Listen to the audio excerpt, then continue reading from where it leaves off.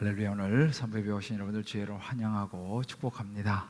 각 가정에서 예배드리신 분들 많으신데요, 또 현장에 오신 분들, 또 혹은 외국에서도 예배드리는 모든 분들 주님의 이름으로 축복합니다. 우리 한번 있는 그 자리에서 또 우리 현장의 좌우를 바라보시면서 서로 환한 눈웃음으로, 또 가정에서는 또 손도 좀 잡아주시면서 우리 한번 서로 인사했으면 좋겠습니다. 정말 귀한 분이 오셨네요. 인사합시다. 할렐루야. 한 분 한 분 너무너무 귀한 분들이 오셨습니다. 오늘 이렇게 한번 축복합시다. 하나님이 당신을 축복하십니다. 인사할까요? 할렐루야. 그래요. 참 좋은 5월입니다. 조금 전에 이제 우리가 이제 광고가 나갔습니다만, 이번에 저희 교회에서 준비하고 있는 사랑의 터치, 러브 터치, 이제 광고가 나갔는데요.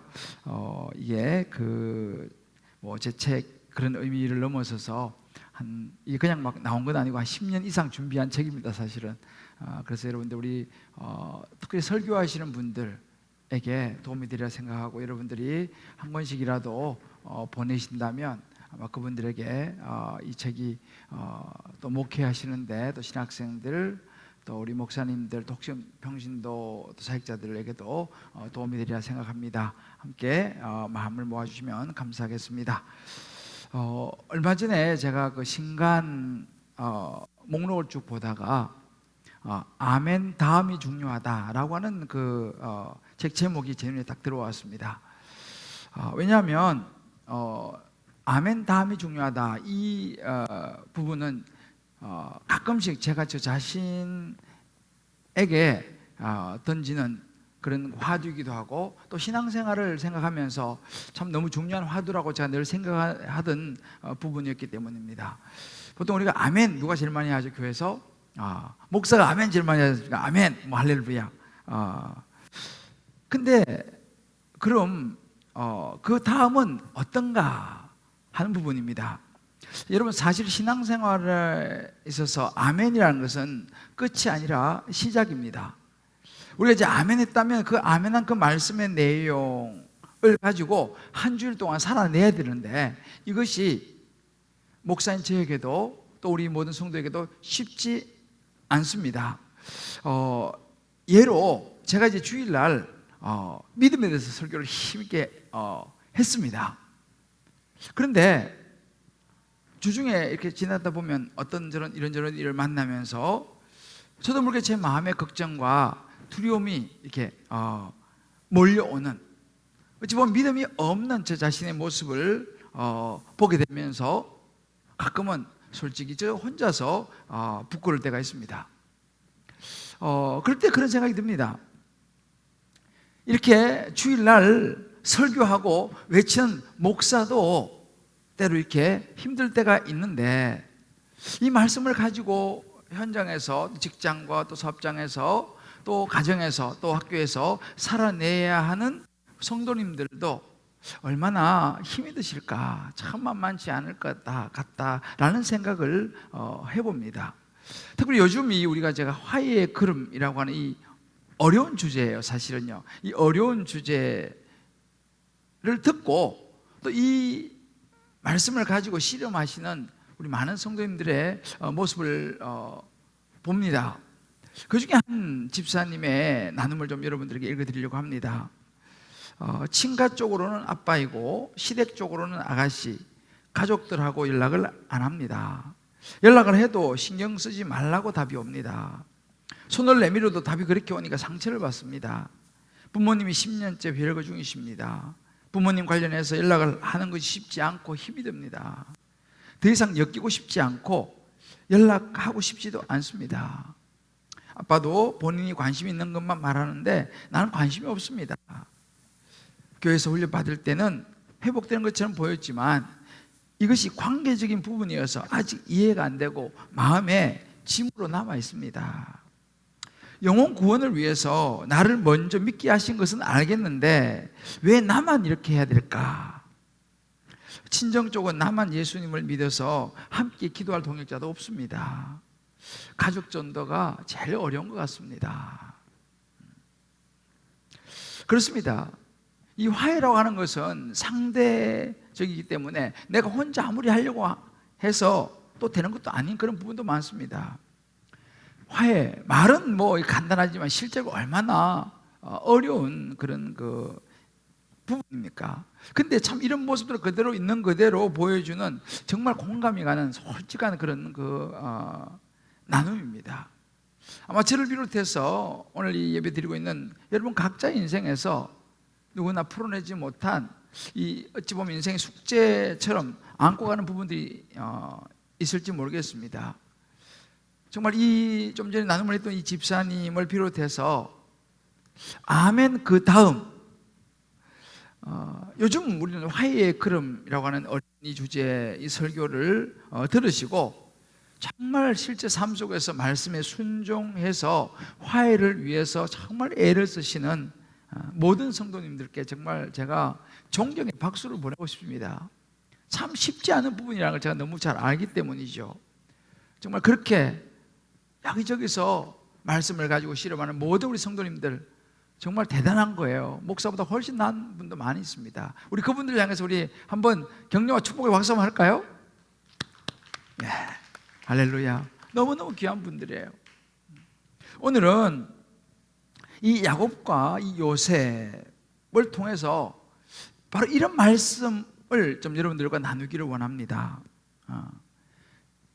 그렇다면 이 요셉과 이 야곱 화해를 한 그 과정, 그 다음 어떻게 그러면 이 문제들을 현실적으로 풀어내느냐 하는 부분입니다. 그래서 성령께서 오늘 저와 여러분 한 분 한 분 각 가정에 또 온라인으로 또 현장에서 예배드리는 모든 분들 우리의 눈을 열어서 정말 성령께서 화해에 어렵지만 또 한 걸음을 내디딜 수 있는 은혜를 허락하여 주시기를 주님의 이름으로 축복합니다.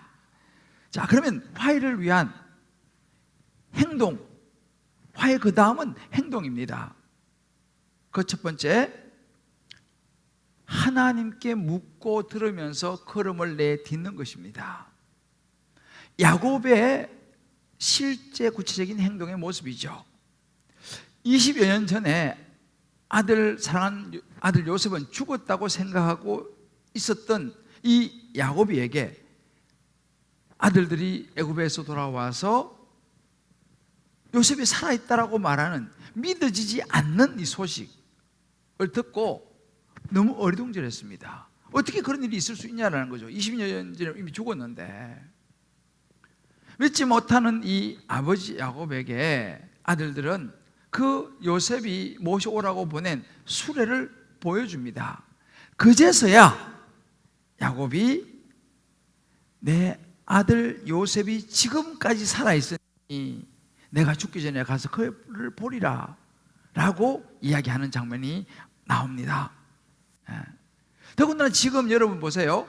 흉년입니다. 하루 이틀도 아니고 여러 해 흉년이 들어서 정말 이제는 굶어서 죽어가는 그런 상황. 근데 그런 상황에서 곡식이 많이 있는 애굽에서 우리 말하면 초청장이 온 것입니다. 옛날에 우리나라가 아주 어렸을 때 미국에서 이렇게 초청 비자, 이민 비자가 오면 굉장히 큰 일이었습니다. 막 그런 거죠. 지금 이런 상황에서 우리로 치면은 애굽에서 이민 초청 비자가 온 것입니다. 야, 이제 우리 가족은 살았구나. 그렇잖아요? 이제 그곳에 가면 곡식도 있고 이제 먹고 살 수도 있고 얼마나 좋은 일입니까? 근데 문제는 뭐냐면 이 좋은 일임에도 불구하고 또 그곳에 가면 사랑하는 아들을 또 만날 수 있는 너무너무 좋은 일이지 않습니까? 그런데 이 야곱이에게는 좋으면서도 이 문제는 간단하지만은 않았습니다. 왜냐하면 조상 때부터 살아오던 틀을 닦고 살아오던 이곳을 두고 이민을 가야 한다는 거. 아마 이민에 대해서 생각해 보신 분들은 이것이 얼마나 어려운 일인지 아마 아실 것입니다. 절대로 쉬운 결정이 아닙니다. 물론 천선장도 받았고 또 아들 요셉이가 애굽의 총리로 있다는 것도 들었지만 그럼에도 불구하고 낯선 타국으로 이민을 간다는 거 두려운 일 아니겠습니까? 또 지금 살고 있는 모든 이웃과의 이별을 해야 되고 또 지금까지 일궈놓았던 모든 삶의 터전들도 다 두고 떠나야 되는 상황입니다. 그런데 그것도 그렇지만 특별히 이 야곱에게 어려웠던 것이 뭐냐 하면, 아무리 애굽이 좋다 하더라도 지금까지 자기를 인도하시고 지켜주신 그 하나님, 이 하나님께서 이 가나안 약속의 땅을 버리고 애굽으로 가는 것을 하나님이 기뻐하시겠느냐라고 하는 부분입니다. 사실 여러분, 이 야곱은 어렸을 때 형 에서를 속여가지고 형이 죽이려고 하니까 이제 외삼촌 라반의 집으로 피신해서 도망가지 않습니까? 그리고 20여 년을 살다가 겨우겨우 정말 이제 고향에 돌아왔습니다. 어떤 마음이었을까요? 내가 이제 고향에 돌아와서 내가 이제 이것을 뼈를 묻어야겠다, 다시 내가 고향을 떠나지 말아야지 라고 생각했지 않겠습니까? 그런데 이제 떠나야 된다고 생각하니까 아들은 보고 싶고 아들을 봐서 좋긴 한데 이것이 쉬운 일이 아니었던 것이죠. 그렇지만 야곱은 식소를 거느리고 일단 자기가 살던 헤브론을 출발합니다. 그러면서도 내가 지금 잘하고 있나? 라는 생각이 많았던 것 같습니다.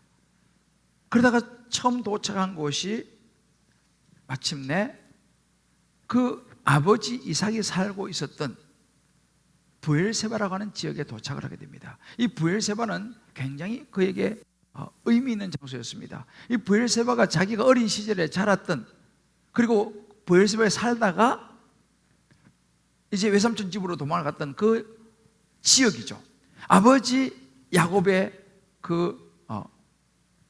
이 야곱의 아버지 이 이삭의 모든 믿음과 모든 삶의 터전이 있었던 그 부엘세바입니다. 그런데 이 부엘세바의 또 다른 의미는 뭐냐면 바로 애굽으로 들어가는 이제 마지막 경계 지역이었습니다. 이제 그 부엘세바를 지나서 가게 되면 이제는 애굽으로 들어가는 길이죠. 이미 그때 야곱이 나이가 130살이었습니다. 이제 이미 벌써 나이가 많아서 언제 죽을지 모르는 그런 노인이었습니다. 그런데 이곳을 떠나려고 하니 내가 다시 이곳에 돌아올 수 있을까? 돌아올지도 모른다라고 하는 그런 생각도 아마 했던 것 같습니다. 아무튼 이런 여러 가지 생각 때문에 이 야곱은 마음이 쉽지 않았던 것 같습니다. 그 마음을 달래려고 그랬는지 모르겠습니다만 이 부엘세바에서 이 야곱은 하나님께 희생제사를 드립니다. 이 희생제사의 의미는요, 감사의 의미도 있고 서원의 의미도 있습니다. 그래서 이 제사를 드리면서 정말 늘 그가 힘들 때마다 그에게 나타나셔서 말씀하시고 인도해 주셨던 그 하나님, 아마 그 하나님께 제사를 드리면서 다시 한번 묻고 싶었는지 모르겠습니다. 하나님, 제가 애굽으로 가야 합니까? 말아야 합니까? 근데 이런 모습들은 참 저는 좋은 자세라고 생각합니다. 우리가 본받아야 될 참 좋은, 하나님께 이렇게 묻는 자세 말이죠. 우리가 삶에서 우리도 마찬가지예요. 야곱처럼 때로 여러 가지 결정하기 어려운 그런 부분이 있으면요, 여러분 예배를 드리십시오. 정말 여러분 앞에 막연한 어떤 불안감이 있으면 여러분 예배를 드려보세요. 힘든 일이 있으시면 한번 예배를 드려보십시오. 예배가 무엇입니까? 예배라는 것은 잠시 나의 생각을 멈추는 거예요. 그리고 하나님, 내 인생의 주관자 되시는 하나님 앞에 가서 하나님을 찾고 하나님의 인도하심을 받는 시간이 바로 예배인 것입니다. 야곱이가 바로 그런 시간을 가졌던 것이죠. 그러면 저와 여러분에게도 하나님께서 말씀해 주실 줄을 믿습니다. 실제로 그렇게 제사를 드린 그날 밤에 이렇게 고민하는 이 야곱을 하나님이 부르십니다. 야곱의 이름은 두 개예요. 이스라엘이라고 하는 이름, 하나님과 겨루어 싸워 이겼다라고 하는 이름도 있지만 옛날에 형 발꿈치를 잡았다라고 하는 별로 명예스럽지 않은, 그래서 이 지렁이 같은 야곱아라고 하는 구절도 있죠. 그런 이름의 야곱 두 개인데 여기서는요, 하나님께서요 이스라엘이라고 부르지 않고 야곱아 야곱아라고 두 번 부릅니다. 뭘 의미할까요? 하나님은 이 밤에 포멀하게 그렇게 다가오지 않으시고 야곱아 내가 너 잘 알고 있어 라고 아주 개인적으로 친근하게 다가오신 모습입니다. 야곱아 야곱아 그렇게 하나님께서 다가오셔서 부르십니다. 그때 야곱이 말합니다. 예, 제가 여기 있나이다. 그때 하나님께서 이렇게 말씀하십니다. 내가 네 하나님이다. 너가 베델에서 만났던 그 하나님이야. 그리고 너 아버지 이삭의 하나님이야. 애굽으로 내려가기를 두려워하지 말아라 라고 말씀하세요. 그래서 네가 거기서 큰 민족을, 내가 너로 큰 민족을 이루게 하겠다. 거기다가 이렇게 하나님이 말씀하시는 거예요. 내가 너와 함께 애굽으로 내려가겠다. 그리고 반드시 너를 인도해서 다시 올라 이 고향으로 돌아오게 할 것이고, 나중에 네 아들 요셉이 그의 손으로 내 눈을 감을 것이다. 이미 벌써 이 야곱의 인생에 죽은 이후에까지, 먼 미래까지 하나님께서 쫙 말씀해 주시는 거예요. 야곱이가 뭘 두려워하고 있는지, 뭘 걱정하고 있는지 다 아시고 답을 다 해주셨습니다. 늘 그랬듯이 야곱은 힘이 난 거죠. 하나님께서요, 두려워하지 말라고 하시는구나. 이제 가도 되겠다. 하나님께서 같이 가신다고 하니까 힘을 냈습니다. 그리고 모든 식솔들, 자기 아들들, 며느리들, 손자, 손녀를 다 데리고 애굽으로 내려갑니다. 실제로 그는 애굽에 가서 큰 민족을 이루게 되죠. 여러분, 이 부분이 굉장히 중요한 부분입니다. 오늘 예배를 드리고 있는 여러분들, 혹시 여러분의 인생에 있어서도 이런저런 일로 힘든 분이 계십니까? 오늘 이 말씀, 이 구절을 통해서요, 꼭 이것이 야곱에게만 주는 말씀이 아니라 바로 여러분 한 분 한 분에게 주시는 하나님의 말씀인 줄 믿습니다. 이것을 여러분들이 붙잡으시면요, 하나님께서 여러분과 동행하시고 지키시고 인도하시고 축복하실 줄을 믿습니다. 하나님의 음성이 내게 들리고 내가 그것을 내 음성으로 받으면요, 역사는 일어날 줄을 믿습니다. 할렐루야. 이렇게 화해를 위한 행동의 이 첫걸음, 야곱은 그 어려운 상황 속에서 하나님께 묻고 듣고 용기를 가지고 애굽으로 가는 걸음을 내딛는 용을 한 것입니다. 한 집사님의 나눔을 좀 여러분들께 같이 나누려고 합니다. 이 주제가 참 어렵지 않습니까? 근데 이 화해의 걸음이라는 이 설교를 우리 한 집사님이 이제 예배 중에 들으면서 한 사람이 떠올랐던 거예요. 누구냐면 이 소음 문제로 민원을 제기한 옆 사람입니다.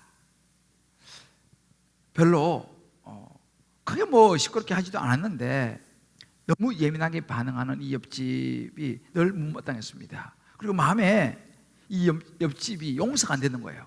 너무 심하니까. 그런데 이제 설교 말씀을 듣고 마음이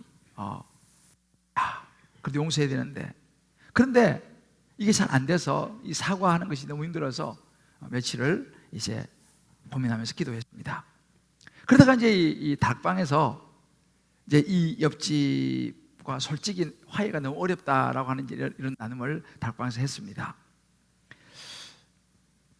그 이야기를 듣고 순장님이 이렇게 이제 권면을 했어요. 물론 뭐 크게 시끄럽게 하지도 않고 또 옆집에서 아주 예민하게 그렇게 이제 반응한다고 생각이 들겠지만 뭐 옳고 그르고 그걸 따지기보다는 주일날 목사님 주신 말씀 노트, 우리가 이제 주보 안에 말씀 노트 있지 않습니까? 이 말씀 노트에 적힌 대로 이 작은 손수레를 보내는 그 적용으로 이 사과 편지와 작은 선물이라도 한번 보는 게 어떻겠냐라고 라고 이제 선생님이 권면을 한 거예요. 어려운 이야기죠. 쉽지 않습니다. 혹시라도 또 그렇게 했다가 상대에서 거절하면 또 어떡하나 이런 두려움도 있었다는 거예요. 근데 이 집사님이 이것을 적용을 했습니다. 거절에 대한 두려움을 이제 이기고 정말 이 사과 편지를 써서 작은 선물과 함께 그 옆집 문 앞에다가 딱 두었습니다. 그리고 이제 교회로 왔어요. 수요예배를. 그래서 수요예배를 딱 드리고 집에 딱 갔는데 옆집 사람에게서 보낸 답장이 와 있었어요. 그 카드 내용은 이렇습니다. 편지와 선물 보내줘서 너무 고맙고 자신이 너무 예민하게 군 것 같다. 사과하면서 서로 앞으로 서로 배려하며 지내자라고 하는 이 화해의 내용이 적혀 있다는 사실입니다. 할렐루야. 바로 이것입니다. 화해 그 다음의 걸음이죠. 정말 저는 요즘 우리 이 말씀을 듣고 실제로 적용하는 많은 분들을 보고 있습니다. 한 집사님은 동생과 여러 가지 일 때문에 너무 마음이 힘들었는데 그래서 한동안 연락도 안 하고 지낸 동생이지만 동생 집을 어렵지만 방문하면서 관계를 회복하려고 노력하는 모습을 보았습니다. 또 한 권사님은 어렵지만 고향을 방문하면서 돌아봐야 될 사람들을 돌아보는 거 적용하는 분도 계시고요. 또 어떤 집사님은요 10년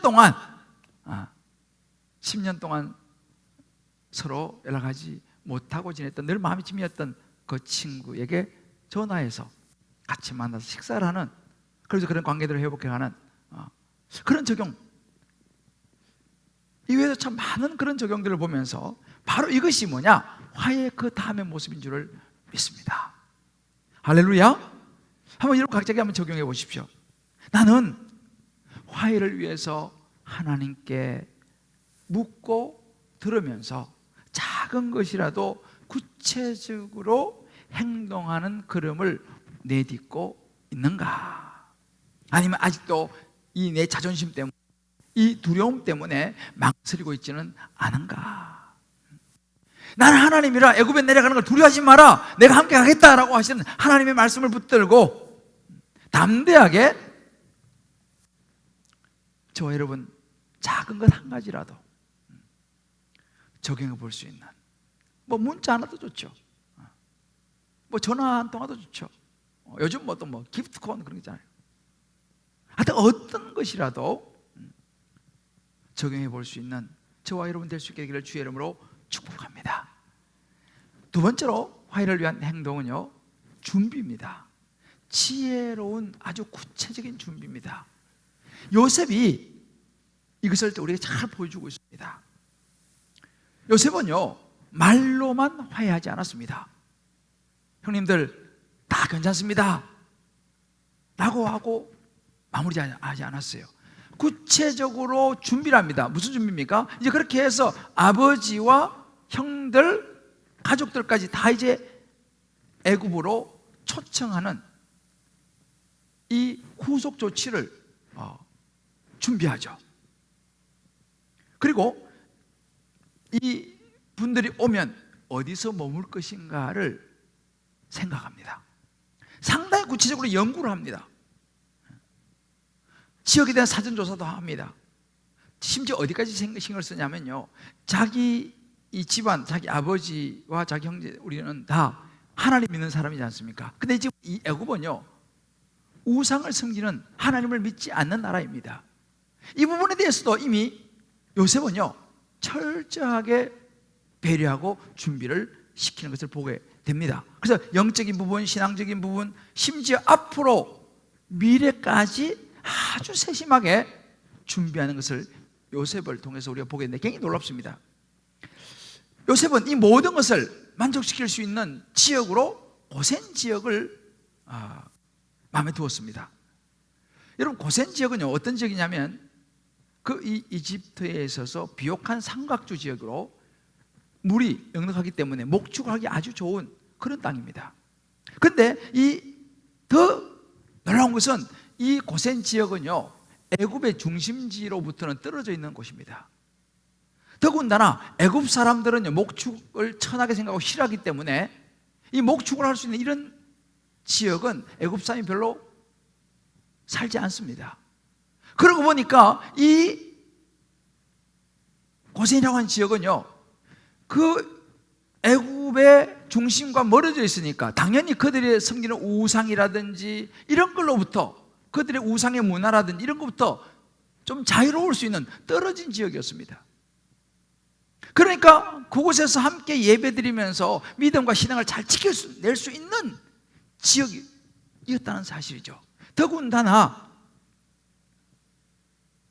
그 고센이라고 하는 지역은요, 약속의 땅 가나안과 인접해 있는 지역이었어요.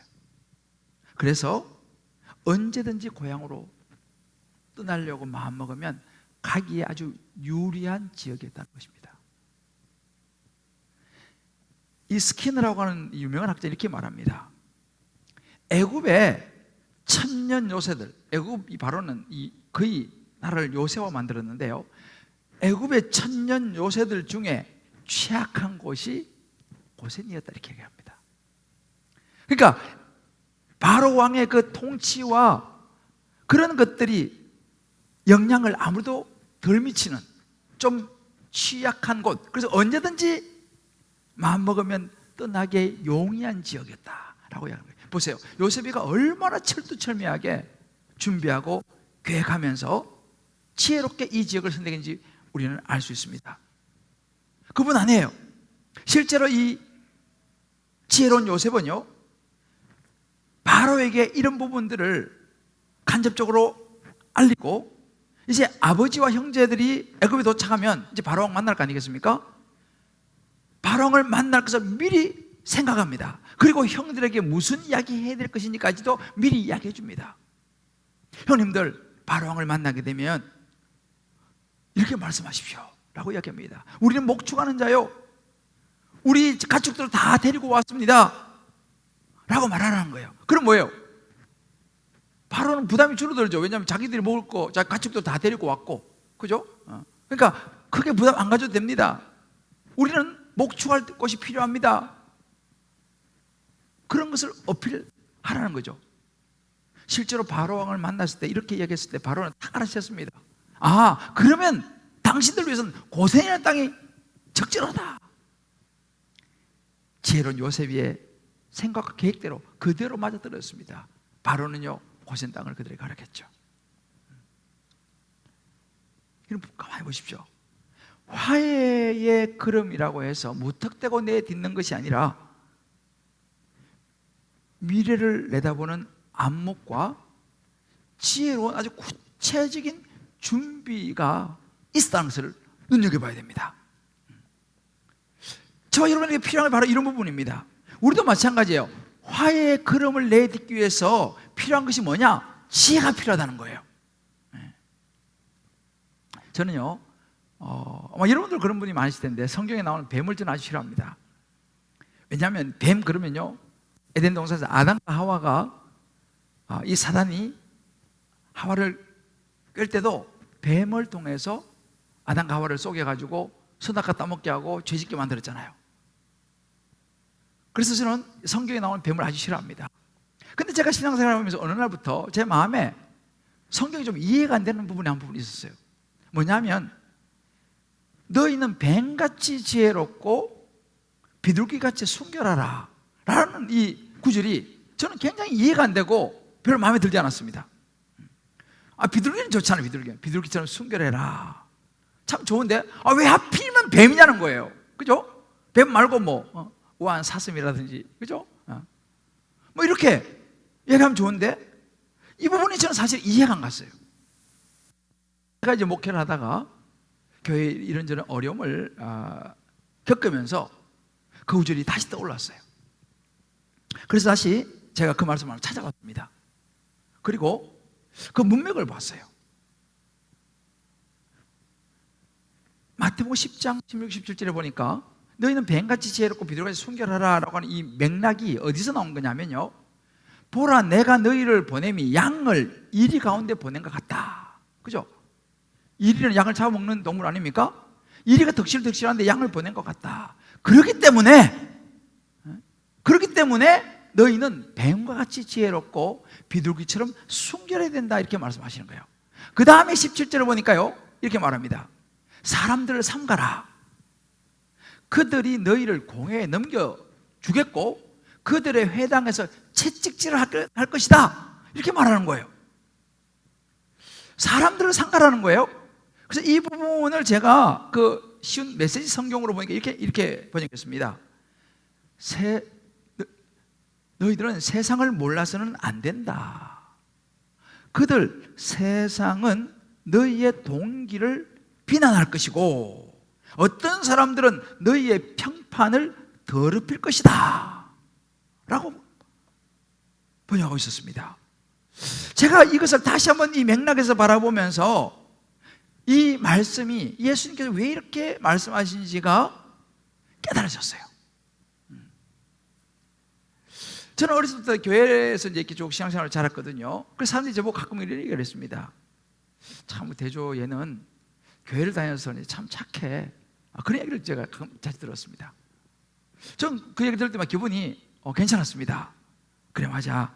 내가 정말 교회 다니고 하니까 더 착하게 살아야지. 그래서 제 마음에 어릴 때부터 어떤 구절이 있었냐면요, 예수님께 말씀하셨잖아요. 왼밤을 치면 오른밤 돌려야 되고, 오리 가자 그러면 심리 가고, 그것도 달라면 소까지 주어라. 이 말씀이 늘 제 마음에 있었어요. 그래서 내가 정말 내가 부족하지만 예수님 말씀처럼 내가 이렇게 따르며 이렇게 착하게 잘 살아야지 라고 노력을 나름대로 하며 살아왔습니다. 그런데 그런 어려운 과정을 겪으면서 제가 보니까, 제 살아온 시간을 돌아보니까요, 제가요 비둘기처럼 그렇게 순결하게 순수하게 살려고 노력을 많이 했어요. 제가요 착하게 살려고. 그런데 내 자신 안에 이 뱀과 같은 지혜가 없다는 것을 제가 발견하게 됐습니다. 예수님께서는 분명히 이 세상은 양을 잡아먹으려고 하는 이리가 덕실덕실한 곳인데, 이런 험한 세상에 살려면 너희가 비둘기처럼 순수하고 순결도 해야 되지만 뱀처럼 지혜로워야 된다, 이렇게 말씀하셨는데, 제 자신을 보니까 저에게는 그런 지혜가 없는 거예요. 그 지혜에 대한 부분을 제가 놓치고 있었던 것을 발견하게 됐습니다. 그리고 내가 사는 이 세상은요, 하나님의 가치관이 아닌 세상의 가치관을 가지고 살아가는 사람들이 많기 때문에 그런 사람들을 내가 조심해야 되는 거죠. 그런 사람들을 분별해내야 했던 것입니다. 근데 이걸 제가 캐치를 못했던 것이죠. 그리고 심지어 제 안에도 욕심이라고 하는 일대가 제 안에도 있다라고 하는 이 부분을 제가 지혜롭게 분별했어야 되는데, 이것 역시 제가 놓치고 있었다는 것을 깨닫게 되었습니다. 그렇구나. 하나님이 주신 지혜가 필요하고 정말 세상을 분별하는 뱀과 같은 지혜가 필요했는데, 내가 이것이 부족했구나, 이걸 제가 깨달은 거예요. 그래서 그때부터 저는요, 지금도 그렇습니다. 기도하는 중에 늘 빠뜨리지 않고 하는 기도가 뭐냐면, 하나님, 제가 정말 비둘기처럼 순수하고 순결하는 건 당연하지만 뱀처럼 지혜롭게 해주십시오. 사람들을 잘 분별하게 해주시고 사람들의 말도 잘 분별하게 도와주시고 이런저런 환경도 상황도 잘 분별하게 주여 지혜를 주시옵소서. 제가 이 기도를 늘 하고 있습니다. 바로 요셉의 지혜의 모습이 바로 이런 거였죠. 미리미리 하나님께 묻고 또 미리 준비하고. 여러분, 이 부분이요, 이 지혜는요, 세상에서의 화해도 똑같이 적용됩니다. 여러분, 세상에서 우리가 화해하는 것도요, 요셉 같은 지혜가 정말 필요합니다. 타이밍을 잡는 것도 굉장히 중요해요. 화해도요, 어떤 방법을 찾는 것도 중요합니다. 무조건 말씀에 순종한다고 해서 무조건 그냥 하는 것도 필요하지만, 정말 때로는요, 화해도 구체적인 계획과 전략, 지혜가 필요하다는 사실을 우리는 깨달을 수 있습니다. 왜요? 우리가 사는 세상은요, 이리가 덕실덕실하기 때문이죠. 그렇기 때문에 이런 지혜롭지 못하게 되면은 우리가 욕심에 끌려가지고요, 잘못된 화해를 할 수도 있어요. 어떤 것이 잘못된 화해입니까? 여러분, 요즘 우리 역대기를 보고 있지 않습니까? 역대기 보면요, 요아스 왕이 나옵니다. 요아스 왕은 아주 어릴 때 왕이 되었어요. 그를 늘 영적으로 지도해주고 보여주던 사람이 여호야다 제사장이었습니다. 그런데 이 여호야다 제사장이 나이가 들어서 이제 죽게 됐어요. 바로 그 대목에서 이 요아스는 잘못된 화해를 하게 돼요. 오늘 그 역대하 2장 24장 17절에 보면 이런 구절이 있습니다. 여호야다가 죽은 후에 이 요아스 왕을 늘 항상 영적으로나 여러 방패막에 되었던 이 여호야다가 죽고 나니까 그 주변에 유다 방백들이 왔어요. 유다 방백이라는 것은 뭐냐면 당시의 왕자들, 그리고 아주 고관들, 힘 있는 신하들입니다. 이 사람들, 이 척건에 있던 사람들이 와가지고 이 요아스 왕에게 절을 하는 거예요. 이 말이 무슨 말입니까?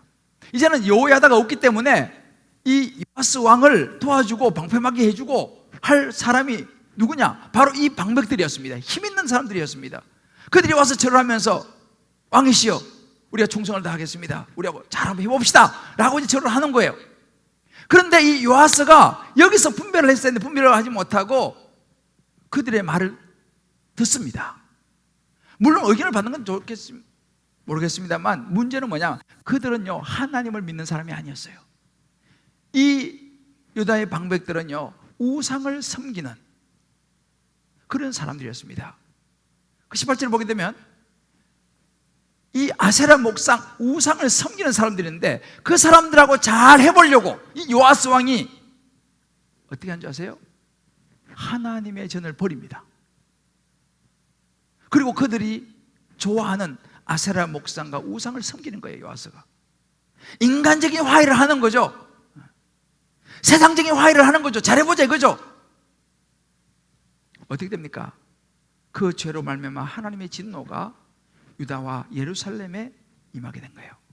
자기도 망하고 모두 망하는 길을 요아스는 선택하고 말았습니다. 이렇게 잘못된 화해도 있다는 사실을 우리가 기억해야 돼요. 여러분, 십자가가 무엇입니까? 십자가는요 화해의 상징입니다. 예수님께서 화해를 위해서 십자가를 지었어요. 왜냐하면 인간이 죄를 지음으로 하나님과 우리 인간이 분리되어 버렸습니다. 그래서 우리는 영원한 멸망 지옥으로 가야 되는 거죠. 그래서 하나님과 우리를 다시 화해시키고 우리에게 영원한 생명을 주시기 위해서 예수님이 이 땅에 오셔서 십자가의 대신 화목 제물로 죽으셨어요. 그래서 십자가는 화해의 상징일 뿐만 아니라 십자가는요 말이 아니고 행동이었습니다. 그런데 예수님이 가만히 보세요. 예수님이 십자가, 이 화해를 이루는 십자가를요 때와 장소를 분별하셨어요. 실제로 누가복음 4장에 보게 되면 예수님께서 이제 이 사람들이요 예수님을 산 낭떠러지 끌고 가가지고 낭떠러지에서 떨어뜨려서 죽이려고 했습니다. 그때 예수님이 어떻게 하셨을까요? 능력을 막 발휘해가지고 막 그들과 대적했습니까? 아닙니다. 30절에 보면요 어찌 보면 좀 비굴하고 겁장이처럼 보이지만 예수님이 피하셨어요. 그들 가운데 그들과 대적하지 않고 그냥 지나가셨습니다. 그 자리를 시키면 피한 겁니다. 예수님께서 아직은 때가 아니다, 그 장소가 십자가를 지는 장소가 아니다 라고 생각하시고 그 자리를 피하셨습니다. 여러분 보십시오. 요한복음 7장 8절에 보면 또 다른 구절이 나옵니다. 이제 제자들이 전부 다 명절에 예루살렘 올라가자 그럽니다. 그 예수님 이렇게 말씀하세요. 너희는 올라가거라. 나는 때가 아직 차지 못하였으니 나는 이 명절에 아직 올라가지 않겠다 라고 이야기하십니다. 사람들이 한 말 손가락질 했을지 몰라요. 예수님 겁먹으셨나? 왜 저러시지? 쭉 올라가셔야지. 예수님이 아니야, 내 때가 아니야, 나는 지금 아직 안 올라가. 무슨 이야기입니까? 예수님은요 화해의 때와 장소를 분별하고 계시다는 사실입니다. 겟세마네 동산에서 십자가를 지실 때와 타이밍, 장소를 예수님은 생각하고 계셨기 때문에 그들의 말대로 그대로 따라가지 않았다는 사실입니다. 예수님은 때를 기다리신 거예요. 바로 이 부분이 되게 중요합니다. 구체적인 준비에는 때를 기다리는 것도 필요하다는 거예요. 화해를 위해서는 이런 시간도 필요하다는 사실입니다. 이게 바로 뱀처럼 지혜로운 거죠. 여러분, 화해를 위해서는요, 이런 지혜가 필요하다는 것을 성경 우리에게 보여줍니다. 우리 각자 한번 적용해 보십시오. 나는 화해를 위한 행동에도 정말 지혜가 필요하다 해본 적이 있는가? 여러분들은 지속적으로 예배 가운데 정말 하나님께 지혜를 구하고 때로는 다락방에서 물어보면서 어떤 화해를 위해서 구체적인 계획을 세우고 준비를 하십니까? 아니면 이런저런 핑계와 합리화로, 때로는 조급함으로 그냥 앞으로 돌진해서 혹은 낭패를 본 경험은 없습니까? 우리 사랑하는 우리 성도 여러분, 화해의 절정은 십자가라고 그랬죠. 말씀드렸죠. 아멘. 여러분, 십자가는 행동입니다. 아멘. 예수님이 화목제물이 되셔서 하나님과 우리 사이에 화해를 이루신 것, 이건 말이 아니라 행동이었습니다. 아멘. 직접 십자가를 지었다는 사실이에요. 아마 여러분 이렇게 말씀할지 몰라요. 목사님, 아유, 예수님이니까 그러셨죠. 예수님이니까 그게 가능했죠. 저는 안 됩니다. 아예 목사님은 될지 모르지만 아유, 저는요 어렵습니다 라고 말씀할지 모르겠어요. 맞습니다. 어렵습니다. 목사님, 저도 어렵습니다, 사실은. 근데 제가 이 묵상하면서 이 시조가 떠올랐어요. 여러분이 잘 아시는 시조입니다. 태산이 높다 하되 하늘 아래 메로다. 오르고 또 오르면 못 오를 리 없건만은 사람이 제 안이 오르고 몇만 높다 하더라. 여러분,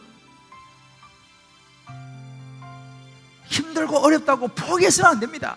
아멘. 예수님도 그 길을 가셨잖아요. 때로는 불가능해 보일지라도 저와 여러분 예배하면서 하나님께 물으면서 하나님 좀 지혜를 주십시오, 하나님 좀 도와주십시오, 아멘. 기도하면서 포기하지 않고 나아갈 수 있게 되기를 주의 이름으로 축복합니다. 아멘. 솔직히 기도하는 거, 하나님 제 마음에 있는데 상대가 꿈쩍도 안 합니다. 또 거절할 텐데요. 뭐 솔직히 하나님 두렵습니다. 솔직히 기도하는 거죠. 아멘.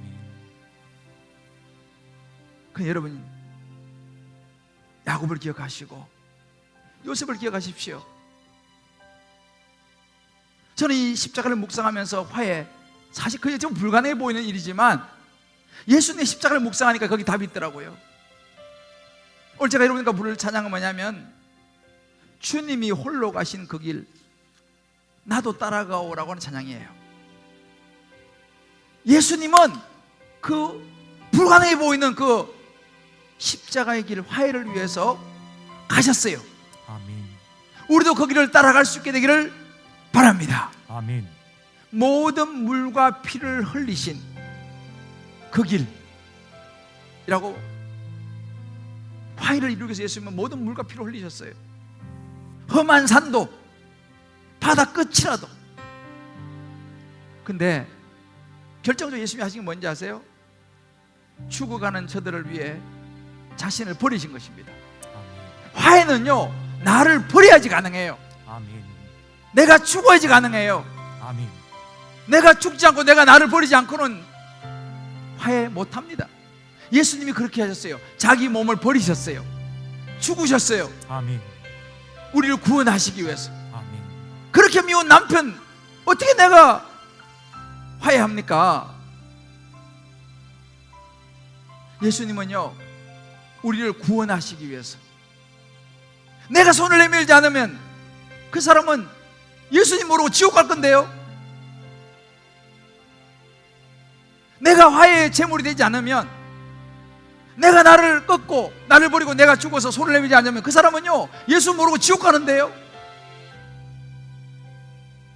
그래서 예수님은 생명을 버리시면서까지 우리를 사랑하셨고 화해의 제물이 되셨다는 사실입니다. 아멘. 할렐루야. 아멘. 어렵죠? 우리가 한번 이 찬양 같이 부르면서요, 하나님 어렵지만 저도 이 길을 한번 시도해 보겠습니다. 아멘. 우리 각자 한번 결단하면서 한번 찬양하고 기도하겠습니다. 주님이 홀로 가신 그 길 우리의 결단입니다. 나도 따라가오.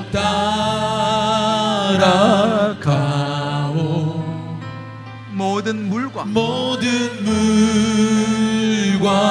피를 흘리신 그 길을 나도 가오. 그 길을 나도 가오. 그렇습니다. 험한 산일지라도 험한 산도 나는 괜찮소. 바다 끝이라도 바다 끝이라도 나는 괜찮소. 죽어가는 저들을 위해 죽어가는 저들을 위해 나를 버리길 바라오. 나를 버리길 바라오. 그렇습니다. 우리의 결단의 기도입니다. 아버지 나를 보내주오. 나는 달려가겠소. 나는 달려가겠소. 목숨도 아끼지 않겠소. 나를 보내주오. 나를 보내주오. 세상이 나를 미워해도 세상이 나를 미워해도 나는 사랑하겠소. 나는 사랑하겠소.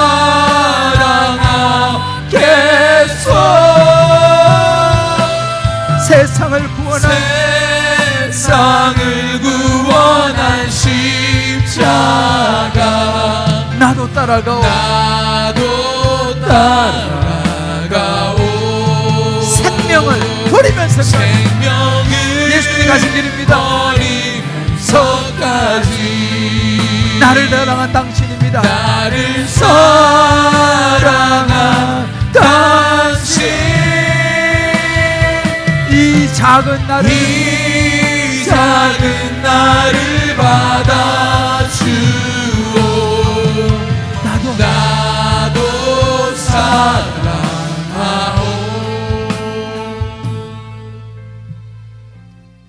우리 한번 이 시간 저희 눈을 감고 한번 기도합시다. 오늘 말씀을 들으시면서 여러분들이 떠오른 사람, 사건, 상황들 아마 있을지 모르겠습니다. 다시 생각하고 싶지 않은 순간일지도 모르겠습니다.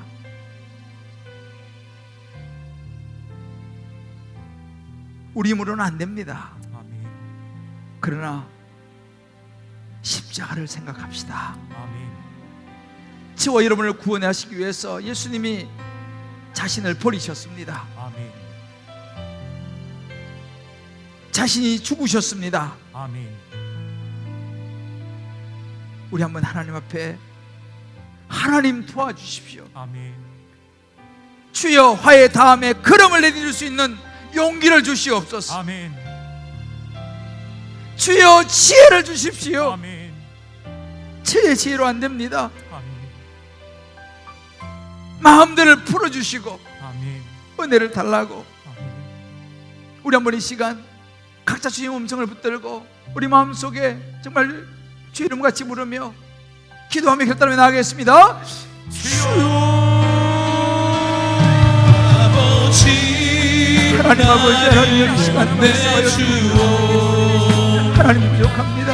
나는 하나님 약합니다. 아버지 할 수 없습니다. 주여 주님 말씀하여 주시옵소서. 주여 은혜 베풀어주시고 주여 은혜를 베풀어주시고 아버지의 말씀을 주여 아버지 하나님 아버지 하나님 주님 말씀하여 주시고 있는 곳에서 말씀하여 주시고 아버지 주님 말씀하여 주시고 성령이여 도와주옵소서.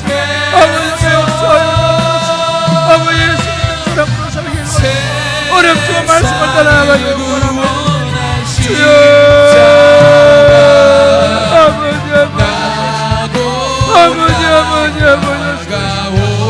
아버지 아버지 하나님 아버지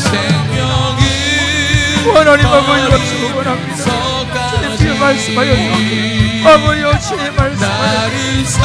아버지여 살려주옵소서. 아버지 하나님 도와주시기 원합니다. 아버지 도와주시기 원합니다. 주의 말씀하여 주옵소서. 하나님 주의 아버지 아버지 주의 하나님 아버지 하시고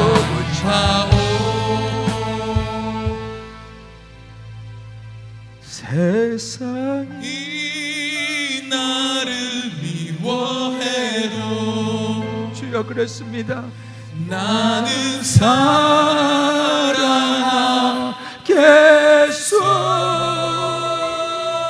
세상을 구원한 십자가지요. 세상을 구원한 십자가 나도 따라가오. 생명을 버리면서 생명을 버리면서까지 나를 사랑한 당신 이 작은 나를 받아주오. 나도 사랑하오.